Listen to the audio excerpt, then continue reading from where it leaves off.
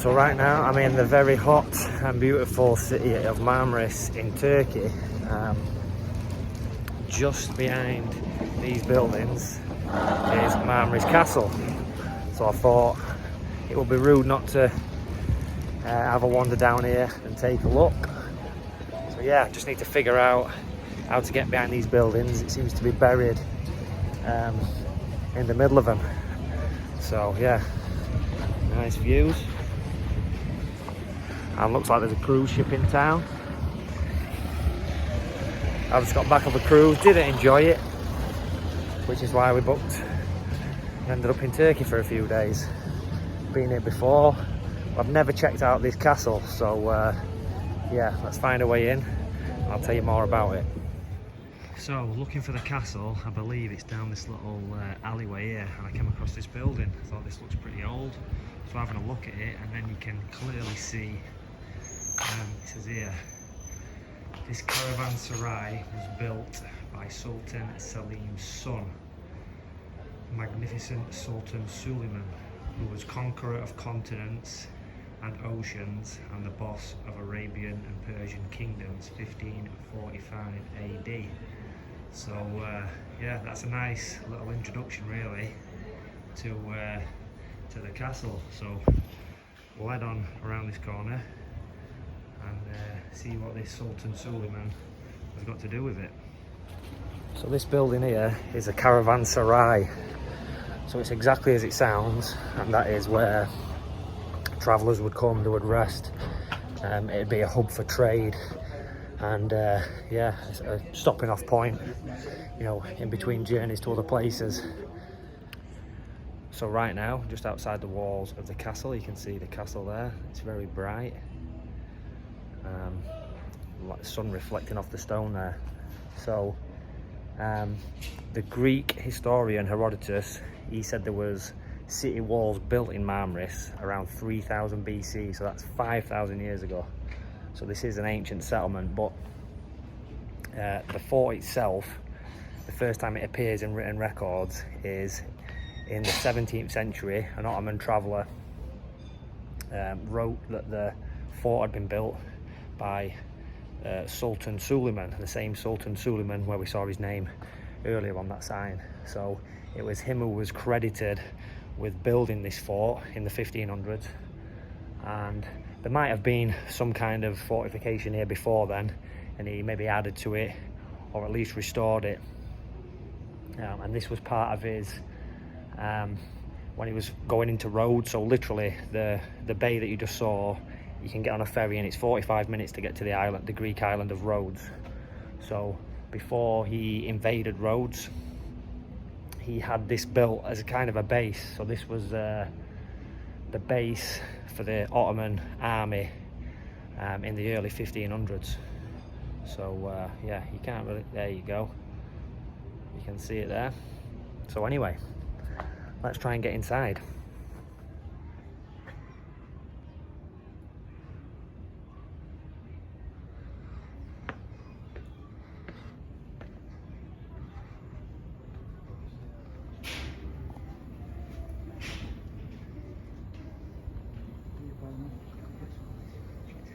So as you can see, it's been made into a museum now, so there's lots of little exhibits in here.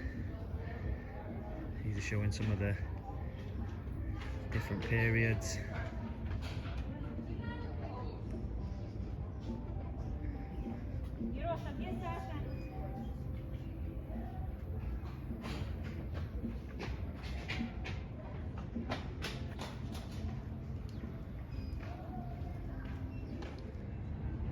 Just come up the steps now, bit of a better view down into the castle.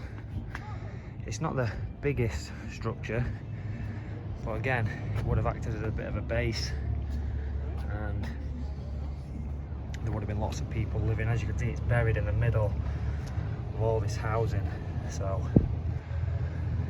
yeah, it would have been a little bit of a hub for trade at the little caravanserai. And then the military operations would have been conducted from here. So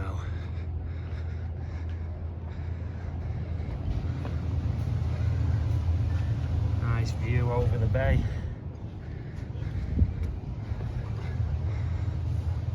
There's the view out into the sea. See if anybody was coming across the waters ready to invade. There's the big cruise ship there. It's just tourists now, no more invaders. So like I said before, it was Sultan Suleiman I, who was credited with building this castle, this fort.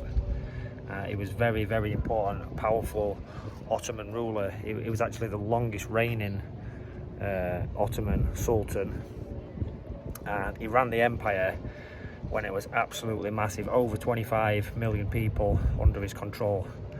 So it was a huge, huge empire. He had multiple names: Suleiman the Magnificent, Suleiman the Great, Suleiman the Lawgiver, the Shah of Baghdad, the Caesar of Rome, the Sultan of Egypt. So we had all these titles.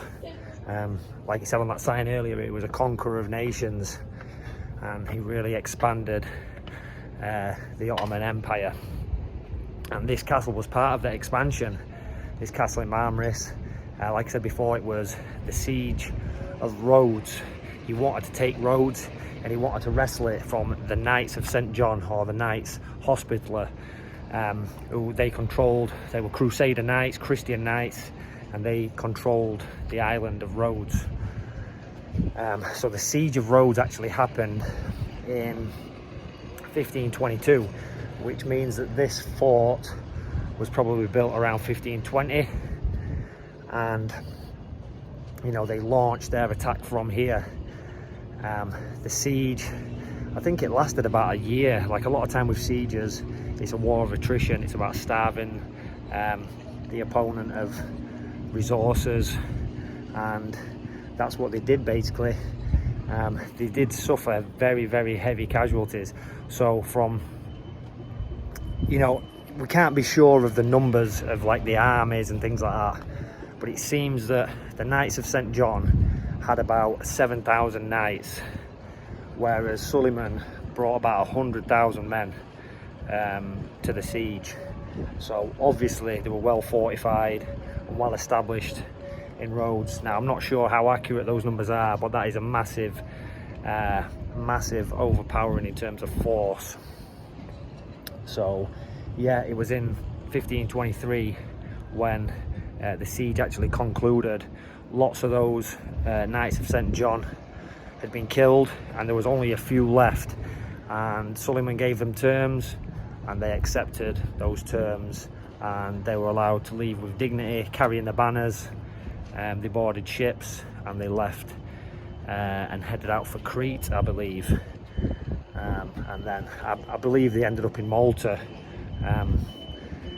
So the Knights Hospitaller are the same knights where, when the Templars were all executed, a lot of the Templars basically changed and became, or you know, hid away and joined these other orders. So the Knights of St. John, or the Knights Hospitaller, is one of these other orders that the Knights Templar were kind of amalgamated into, just to avoid having their head removed from the body.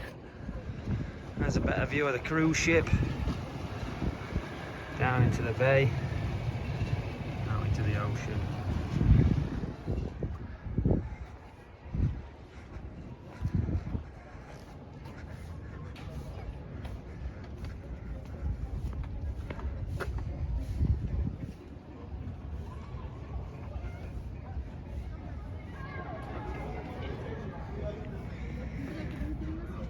It's where one of the cannons would have been firing from. Out into the bay.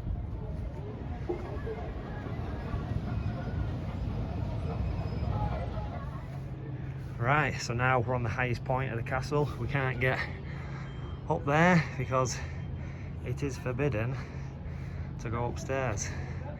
It is haram. So yeah, this is the highest point. Again, great view across the bay. Good strategic place. You can literally see see for miles on all angles here. And you can see when you look around that there's been lots of repairs to this castle. You can see the difference in the colour of the stone. So part of this castle was actually destroyed in the First World War by a French warship. So imagine that warship here just firing into this bay, and unfortunately it did damage the castle. But as you can see, it's been well sort of rebuilt and looked after. There was actually an earthquake here as well, and I think it destroyed lots of the surrounding sort of town, lots of the houses around. So you can see again right in the middle here, there's lots of housing stuck around us. So yeah, lots of that were destroyed, but luckily the castle itself survived the earthquake, and we're left with this wonderful building we can explore today. So if you look here, we've got some gravestones from the Ottoman period.